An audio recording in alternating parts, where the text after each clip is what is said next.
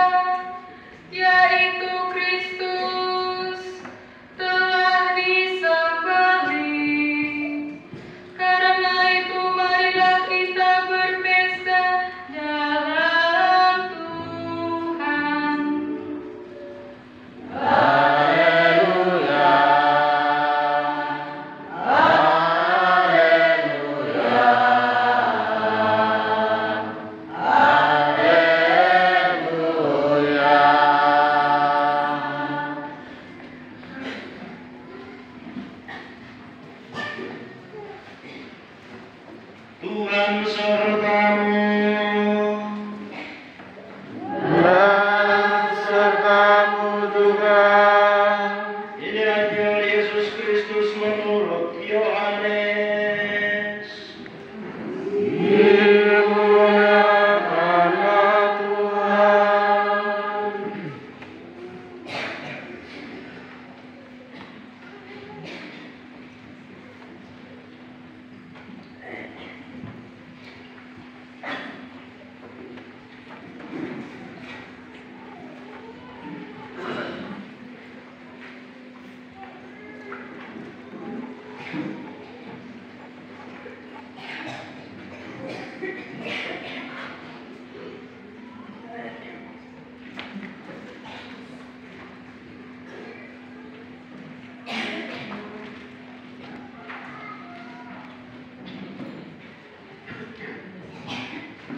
Yesus harus bangkit dari alam maut. Pada hari Minggu Paskah pagi-pagi buta, Maria Magdalena pergi ke makam Yesus dan melihat bahwa batu penutup makam telah diambil dari pintu makam itu.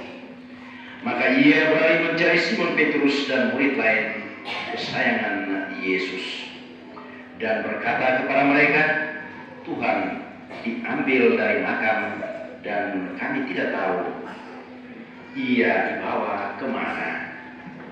Mendengar itu Petrus dan murid lain keluar dari rumah dan pergi ke makam.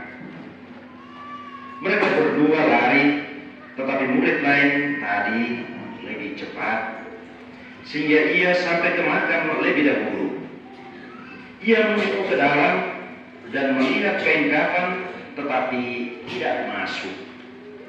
Kemudian Petrus datang menyusul dan masuk ke dalam makam.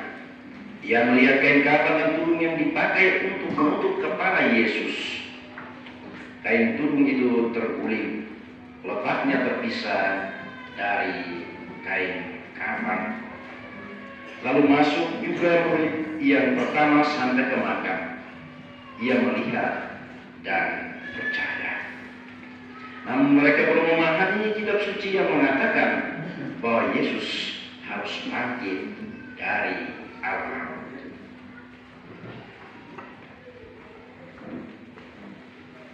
Demikianlah Injil Tuhan.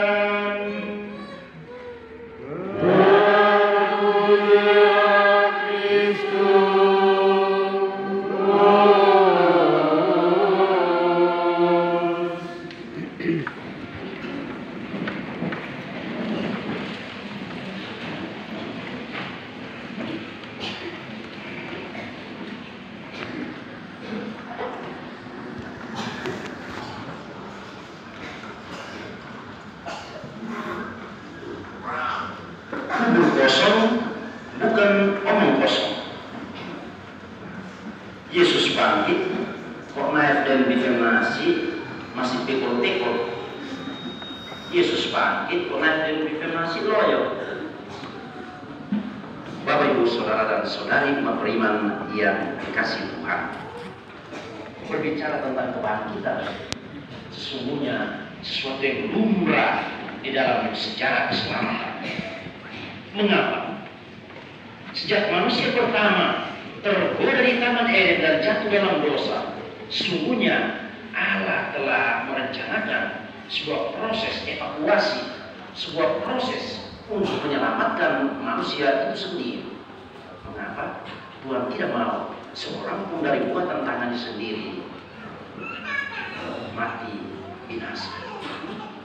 Itulah sebabnya Bapak Ibu Saudara dan Saudari, skenario keselamatan sesungguhnya sudah terjadi sejak manusia pertama jatuh ke dalam dosa.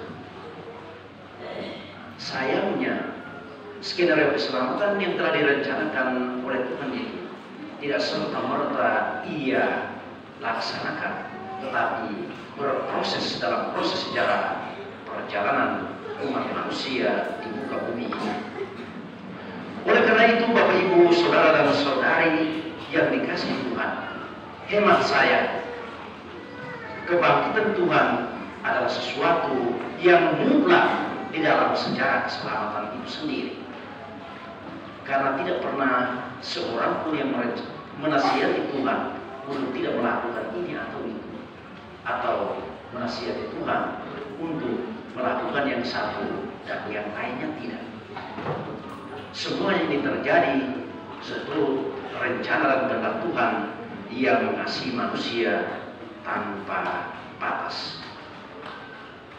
Oleh karena itu, sesungguhnya di hadapan kebangkitan Tuhan tidak ada kata lain selain syukur dan pujian bahwa Tuhan tidak pernah membiarkan manusia berjalan dan berjuang sendiri di tengah kehidupan dunia yang fana ini. Karena itu, saya mengajak kita sekalian untuk lebih fokus mendalami atau merenungkan kisah yang barusan kita dengar yang ditampilkan oleh penginjil Yohanes. Di sana ada sesuatu yang menarik. Penginjil Yohanes dalam bacaan suci yang kita dengar tadi menampilkan dua figur yang memang kontroversial, tetapi kehadiran mereka dalam peristiwa kebangkitan Tuhan sungguh membawa arti dan pesan yang luar biasa. Bapak Ibu Saudara dan Saudari, sebelum kita menuju ke sana, saya ingin bercerita sedikit agar kita sedikit memahami yang namanya kubur kosong itu. Seperti saya bilang, kalau ada waktu untuk main-main ke Israel, pasti kita akan memahami kubur yang namanya kubur kosong itu bagaimana. Karena saya ini sebelum saya melihat itu, saya itu bingung, kubur kosong lalu masuk ke dalam. Saya membayangkan kuburan-kuburan kita. Bagaimana mungkin kubur kosong lalu dia masuk ke dalam? Masuknya gimana caranya? Masuk dan tidur di dalam leher seperti ini atau bagaimana? Nah, ini yang perlu kita sedikit mengerti sehingga kita memahami yang namanya kubur kosong batu penutup makam itu sudah digulingkan itu bagaimana. Kuburan di Israel, di Palestina itu kuburan-kuburan yang dibuat di dalam gua-gua batu, Dua batu itu dipahat, dibuat ruangan di dalam. Maka ada pintunya. Kemudian kuburan-kuburan di sana itu dibuat dari batu. Kalau kita ada yang pernah pergi ke Sumba, itu kuburan seperti kuburan orang-orang Sumba itu. Jadi di dalam ruangan seperti ini, kuburan-kuburan itu banyak di dalam situ. Dan kuburannya ini seperti altar ini. Jenazahnya dimasukkan, setelah masuk lewat pintu di sana, masuk lagi ke dalam, kita menemukan kubur di dalam. Kubur itu buat seperti altar ini, jenazahnya dimasukkan, lalu tutup pakai batu besar lagi. Makam Yesus di Yerusalem itu sebenarnya juga seperti itu. Hanya sekarang itu sudah dipotong bukitnya. Jadi yang tertinggal itu satu ruangan, kuburan Yesus sendiri di dalam. Dan kuburan itu seperti ini, batunya batu penutup juga besar, dan batu itu sangat licin karena hampir setiap hari seluruh orang di muka bumi ini pergi dan sonto itu batu. Jadi itu yang namanya kubur kosong. Jadi saya itu waktu masih kecil baca itu kitab susah di ini kubur kosong bagaimana ini? Ternyata begitu. Bergerak dari kubur, mari kita menuju kepada kubur kosong yang bukan omong kosong.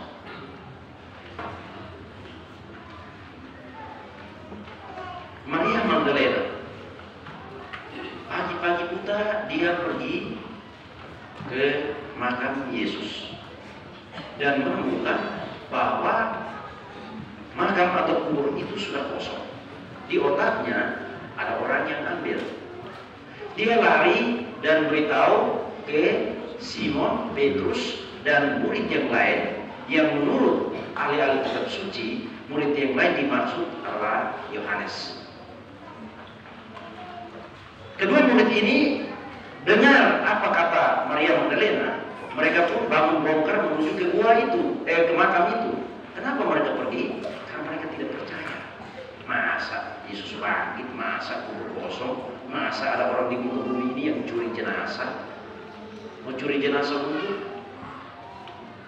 curi barang-barang yang ditaruh bersama jenazahnya boleh, mungkin masuk otak, masuk akal. Tapi curi jenazah kok dicuri? Maka mereka mau membuktikan kebenaran kata Maria Magdalena ini. Itu sebabnya mereka bangun bongkar itu tidak pakai baku tunggu, tidak pakai toli. Bangun lari sungguh-sungguh. Nah, nobel Indonesia. Tetapi ternyata Yohanes ini tiba lebih dulu. Petrus ini tiba kemudian. Memang digambarkan bahwa Yohanes itu murid yang paling muda, sementara Petrus itu yang tertua.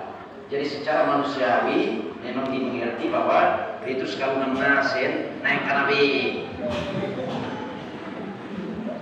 Pasti nuntek kurnes nasli buru-buru alsan eliti-eliti. Mana latui. Sementara yang lebih muda lari lebih cepat. Atau bagaimana sehingga Yohanes waktu tiba duluan dan tunggu Petrus belum datang. Tidak lama Bapak Tuhan muncul di sana, kau ini Tuhan bangkit kau loyo begitu. Tuhan bangkit kau pekul-pekul. Jadi Yohanes sebenarnya bilang Petrus begitu. Tetapi ini tambahan kemungkinan saja.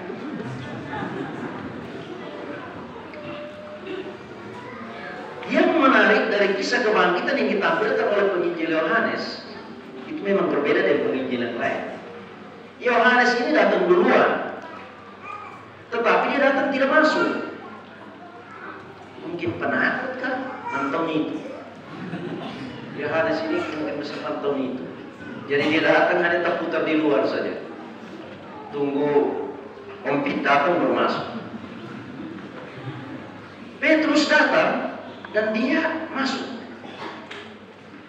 Seharusnya kalau Yohanes ini memiliki rasa penasaran yang tinggi tentang kubur kosong, dia harus masuk. Tetapi inilah permainan penulis Injil Yohanes. Dia tidak mau membiarkan Yohanes masuk duluan, tetapi membiarkan Petrus yang masuk duluan. Ada apa sehingga dia buat seperti itu? Pasti akan masuk. Bisa jadi Yohanes memang masuk duluan, tetapi dia tulis kasih terbalik. Karena apa? Karena dia ada maksud dan tujuan. Kalau Injil-Injil yang lain, perempuan-perempuan yang pagi-pagi buta menuju ke kubur itu bukan hanya Maria Magdalena, tapi rombongan besar. Beberapa. Penginjil Yohanes hanya satu, Maria Magdalena. Ada apa denganmu, hai Maria Magdalena, sehingga pagi-pagi buta kau sudah ke sana? Ada apa denganmu, Petrus, sampai kau datang kemudian napas ngap-ngap, serobot masuk tanpa permisi? Pasti ada apa-apanya. Mari kita mulai dari Maria Magdalena. Semua orang tahu, semua orang di seluruh Palestina kenal siapa itu Maria Magdalena. Ternyata dia bukan perempuan biasa, tetapi perempuan luar biasa, karena memang dia biasanya di luar.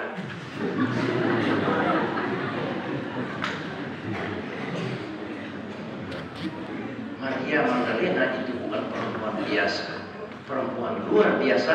Karena apa? Biasanya di luar. Dan semua orang melihat Maria Magdalena, selalu melihatnya dengan sinis, menatapnya dengan mata ejekan, dan selalu mengolok-oloknya ketika mereka berkumpul di mana saja. Maria Magdalena ternyata seorang perempuan berdosa.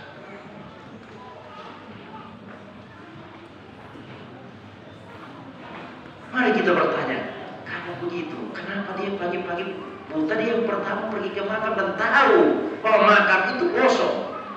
Dia memberitahu supaya orang pergi cek bahwa ternyata makam kosong itu, kubur kosong itu bukan orang kosong. Ternyata Bapak Ibu Saudara dan Saudari, dengan urutan kejadian seperti ini, Injil Yohanes ingin membenarkan kata-kata Tuhan Yesus. Aku datang bukan mencari orang-orang benar, tapi aku datang untuk menyelamatkan orang-orang berdosa. Kenapa bukan Bunda Maria? Kenapa bukan perempuan-perempuan lain yang bilang suci, sopan, berwibawa? Tetapi harus seorang pelacur. Yesus bangkit untuk orang benar, tetapi untuk orang berdosa.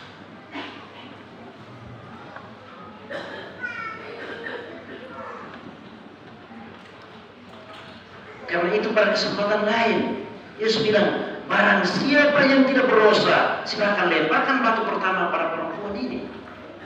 Dan tak seorang pun yang berani melakukannya.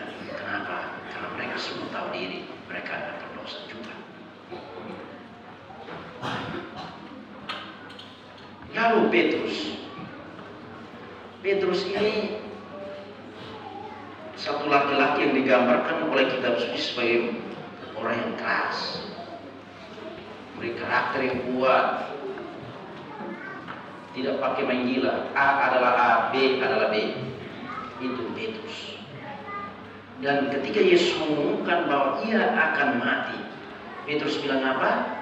Tuhan, sekali-kali tidak pernah akan ada yang menyentuh kau. Dia mau menyentuh kau, langkahi dulu mayatku. Dan Petrus buktikan itu di Taman Getsemani. Untung Markus hanya di telinga, coba di batang leher, untung dia. Petrus tidak menggila, bajingan. Tetapi kalau kita bergerak lebih lanjut, ternyata Petrus ini pemokol besar juga. Dia hanya main gertak-gertak, tapi dalam hati kemarin waktu Pasio coba dengar baik-baik. Bukankah kau juga murid orang itu?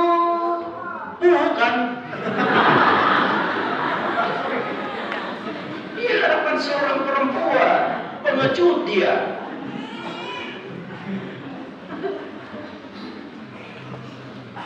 Petrus ternyata pengecut.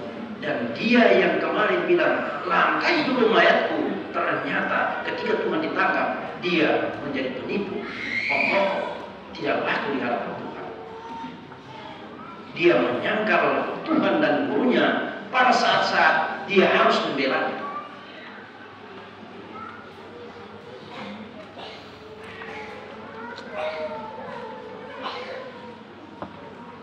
Tetapi dia ini yang datang dan masuk pertama. Heran saya. Dia kemarin menyangkal, tapi hari ini dia diberi kesempatan untuk masuk pertama untuk membuktikan kebenaran kebangkitan Tuhan. Bukan yang namanya tadi kita dengar bilang murid kesayangan. Kesayangan apa datang hanya pernah di luar. Tetapi inilah sebuah permainan dari penulis Injil Yohanes untuk menampilkan atau menunjukkan sesuatu yang lain. Orang-orang yang tidak laku di hadapan kita, orang-orang pemokok di hadapan kita, orang-orang berdosa di hadapan kita, belum tentu mereka tidak bernilai di mata Tuhan. Belum tentu mereka tidak berharga di mata Tuhan. Kita sering begitu gampang memvonis, begitu gampang menilai. Segala lagu, jangan kau salah menilai. Jangan salah menilai, Pak. Ukuran manusia berbeda dengan ukuran Tuhan.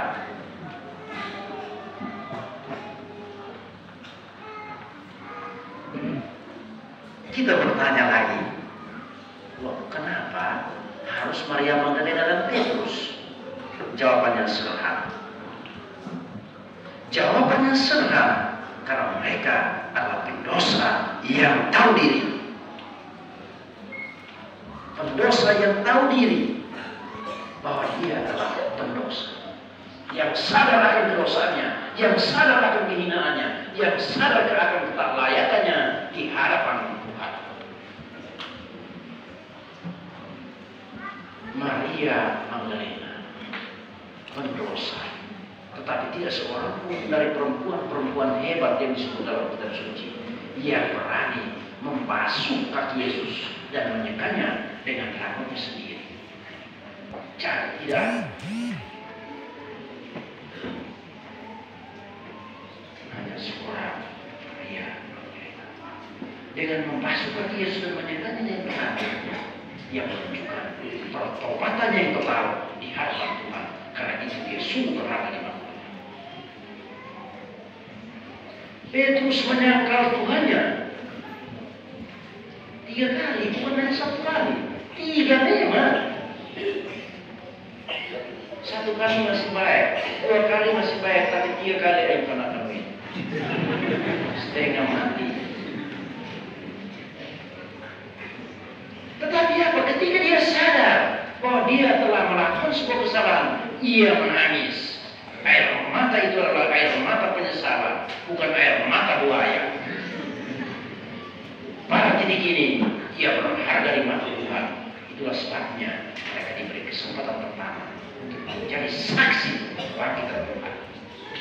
Bukan orang-orang yang tidak berdosa, atau orang-orang yang bukan Maria ibunda Yesus, bukan Yohanes murid yang dikasihi, tetapi seorang Maria Magdalena dan seorang Petrus, pendosa-pendosa yang ternyata tahu diri.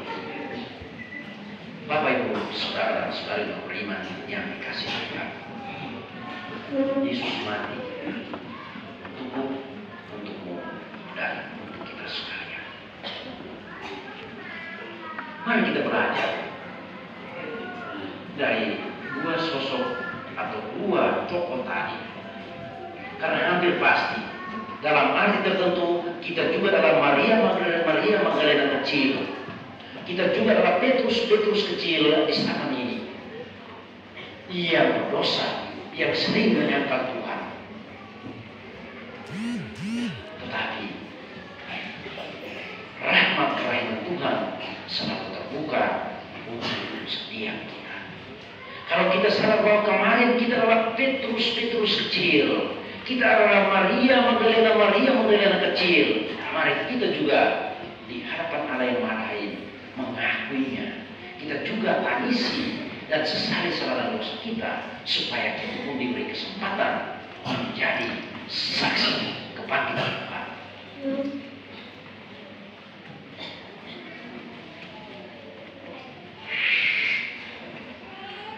Santo Agustinus mengatakan begini, Tuhan hanya akan membantu orang yang membantu dirinya sendiri. Dengan kematiannya disalib dan kebangkitannya, keselamatan sudah terpampang jelas di hadapan kita sekalian. Semua kita memiliki hak untuk memperoleh keselamatan. Tetapi sekali lagi, keselamatan itu membutuhkan perjuangan. Lagi-lagi Santo Agustinus mengatakan, kita dilahirkan tanpa diri kita, tetapi kita diselamatkan bersama-sama dengan diri kita. Artinya apa? Siapa yang pernah di muka bumi ini waktu mau dilahirkan harus menalapannya dia, kamu lahir di muka bumi atau tidak? Tidak ada satu orang pun yang ditanya.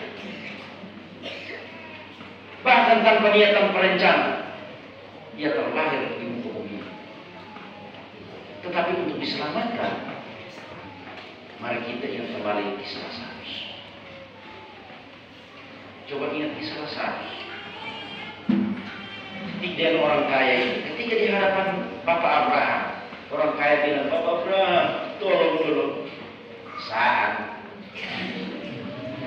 tolong kirim ini Abraham, Lazarus pulang untuk beritahu saya punya kakak, saya punya adik, saudara-saudari, supaya mereka buat seperti saya, sehingga mereka juga bisa seperti Lazarus sekarang. Bapak Abraham jawab, apa? Jangan pusing, kayak sibuk dulu bilang. Aman di sana. Di sana ada banyak orang yang bisa beritahu mereka. Di sana ada banyak orang yang bisa beritahu mereka. Jadi kau tidak perlu sibuk, tidak perlu kirim Lazarus kembali. Itu penting. Apa arti semuanya ini?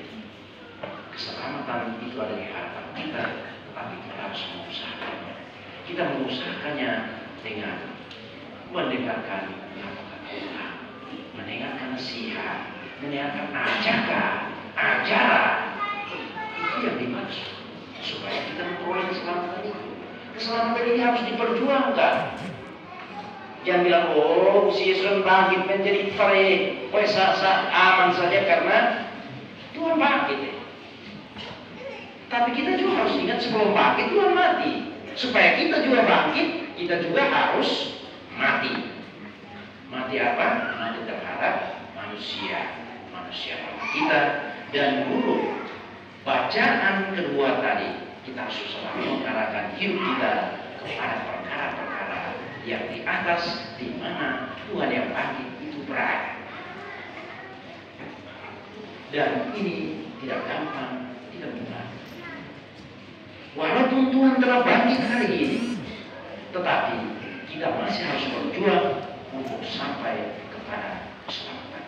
Mari kita isi hari-hari hidup kita dan belajar pada Maria Magdalena dan para Petrus. Hampir pasti tidak seorang pun di antara manusia ini yang dibenarkan di hadapan Allah, kata Sang Maha.